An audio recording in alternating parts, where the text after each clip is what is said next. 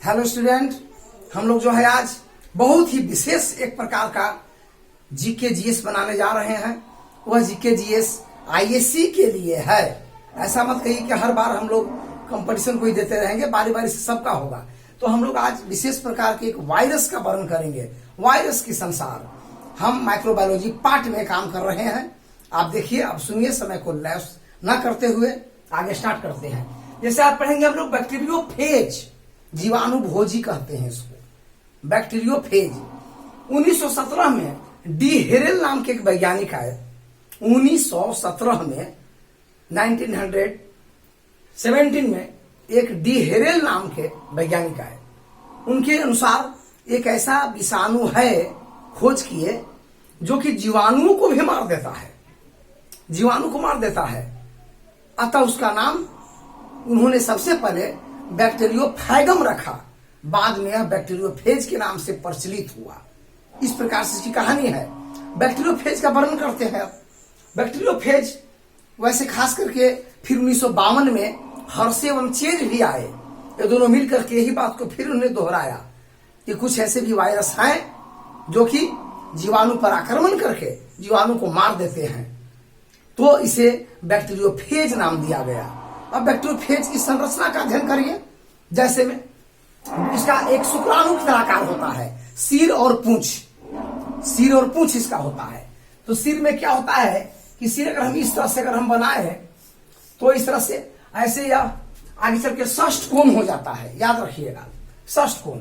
ऐसे ऐसे इसकी हम आकृति को दोहरा सकते हैं, ऐसे दोहरा सकते हैं। यहाँ के बाद इस प्रकार की ये जो है आपको ऐसी आकृति बनती है इस प्रकार से। और यहाँ जो है ऐसे ऐसे करके ये टेल फाइबर कहलाता है। टेल फाइबर है, इसको हम कह सकते हैं टेल फाइबर, फाइबर्स। इसको सीथ, सीथ कहेंगे। ये प्रोटीन का बना होता है, प्रोटीन। ये भी प्रोटीन का, ये भी जो है प्रोटीन का बना होता है। ये है आपको बॉडी कहलाएगा, बॉडी। ये भी प्रोटीन का होता है। और इस प्रकार से हेड, ये हेड हुआ, ये भी प्रोटीन का, प्रोटीन का। यानी कुल मिलाकर के इसका बॉडी प्रोटीन का आवरण होता है, प्रोटीन का आवरण है। इस आवरण में आप देखिएगा कि इस तरह से बिंदु बिंदु करके दर्शा दिया जाता है बैक्टीरियोफेज में। यह इसका प्रोटोप्लाज्म है, PLASM, प्रोटोप्लाज्म जीव द्रव्य है। इसमें सभी प्रकार के कार्बनिक, अकार्बनिक पदार्थ, खनिज लवण और सारे चीज इसमें घुले होते हैं, जो बाकी जीव द्रव्यों में लगभग होता है। इसके अंदर इस तरह की आकृति का अगर बना दिया जाए तो ये डीएनए होता है। ये डीएनए है डबल कुंडली का, डबल कुंडली का बना होता है। डीएनए डबल कुंडली का होता है। इसके सिर के अंदर होता है। वास्तव में अब हम बात करें, यह जो है बैक्टीरियोफेज एक प्रकार का जीवाणु भोजी है, जो पहले से समझ चुके हैं कि जीवाणु को यह मारता है। अभी तक कोई वायरस ऐसा खोजा नहीं गया था जो जीवाणु को मार सके। अब यह जो जीवाणु को मारता है। अब एक बात इसमें यह है कि इसका बाकी जो आवरण है सब प्रोटीन का बना है। खास करके इस वायरस का आकार 10 से लेकर 300 मिली माइक्रोन होता है। 10 से लेकर 300 मिली माइक्रोन होता है, मिली माइक्रोन। देखिए, जीवाणु का आकार 10 माइक्रोन होता है। इसका मतलब कि इससे 1 माइक्रोन में 1000 मिली माइक्रोन होता है। तो 1000 गुना यह जीवाणु से छोटा हुआ। बैक्टीरिया से की अपेक्षा यह जो है लगभग 1000 गुना छोटा होता है। अतः आराम से जीवाणु पर बैठकर ये टेल फाइबर जो है इसको जीवाणु में डाल देता है। और डालने के बाद जीव द्रव्य को सोखता है। साथ ही साथ इसी के माध्यम से सबसे पहले जीवाणु में जब जीवाणु से सटता है तो उसके अंदर डीएनए को प्रविष्ट करता है, अपना डीएनए, ये वाला डीएनए। कोई जीवाणु के बॉडी में ये जो है डीएनए इसको प्रविष्ट करेगा, डीएनए। और जीवाणु के अंदर बैक्टीरियोफेज का डीएनए जब जाएगा तो जीवाणु के डीएनए के साथ मिलकर बैक्टीरिया प्लस वायरस का डीएनए मिलकर बैक्टीरियोफेज डीएनए बनाएगा। बैक्टीरियोफेज डीएनए का निर्माण करेगा। और ये बैक्टीरियोफेज बढ़ने लगेंगे और कई संख्या होने के बाद आवरण को तोड़ देते हैं। तो जीवाणु का बॉडी फट जाता है। इस प्रकार से बॉडी का जीवाणु फटना लाइसिस कहलाता है और उसे बैक्टीरियोफेज बाहर आ जाते हैं। बैक्टीरियोफेज का जेनेटिक गुण इसके डीएनए जो गया जीवाणु के अंदर, उसी से इसका जेनेटिक गुण इसमें ट्रांसफर होता है और इस प्रकार से इसकी संख्या बढ़ती है। अब जब इसमें इसके बॉडी फटने से ये हजारों जो इस प्रकार के निकल जाते हैं, इसी की आकृति के बैक्टीरियोफेज बाहर निकल जाते हैं। तो निकलने के बाद ये फिर जो है नए नए जीवाणु पर आक्रमण करना शुरू कर देते हैं।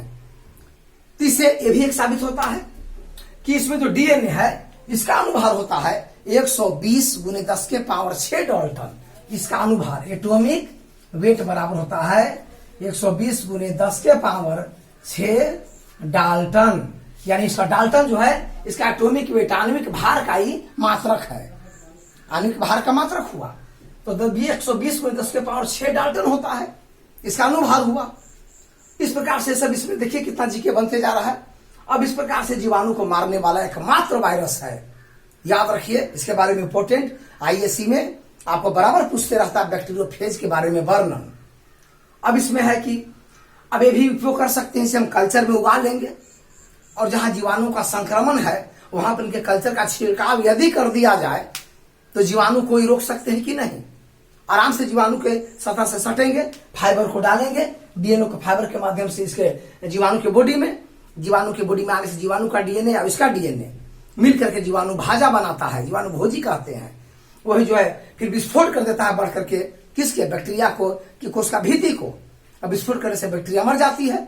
अब इसके जो है हजारों हजार बैक्टीरियोफेज निकल जाते हैं और फिर वे दूसरे जीवाणु पर आक्रमण करते हैं। तो बताइए कि हो सकता है कि नहीं। इसको प्रखंडली में हम टिश्यू कल्चर की उपस्थिति में डेवलप करवावें और जीवाणु फैलने वाली जगह पर छिड़काव कर देवें तो जीवाणु को आराम से दमन कर सकता है, मार सकता है।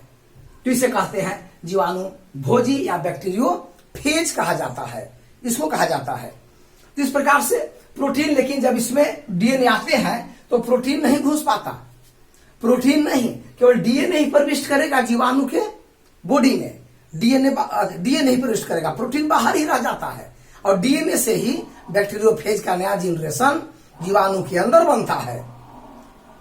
इस प्रकार से ये डीएनए हुआ और ये जो है वास्तव में 1917 में डी हेरेल नाम के वैज्ञानिक इसकी पता पहले लगाए। फिर 1952 में हर्शे ओमचेज ने इसका आपको हेरेल के आधार पर इसको सत्यापित किया और तब जाकर के इसको सिद्धांत को आज किताबों में दिया जाता है पढ़ने के लिए। यह बेस है, ये वाला आधार यहाँ पर जो है इसको बेस बोलते हैं, बेस यानी आधार कहा जाता है। तो ये सब बाहरी आवरण सभी प्रोटीन के बने हैं और इस तरह से बैक्टीरियोफेज के नाम से जाना गया और ये जीवाणुओं को मारकर और आराम से जो है जीवाणुओं के शरीर से आपको समझिए गए कि 1000 गुना होता है छोटा, आप किसी वस्तु की 1000 गुना पर यदि बढ़ जाते हैं तो उससे कितनी होती है दिक्कत, उससे अपेक्षा कितनी छोटी हो गई।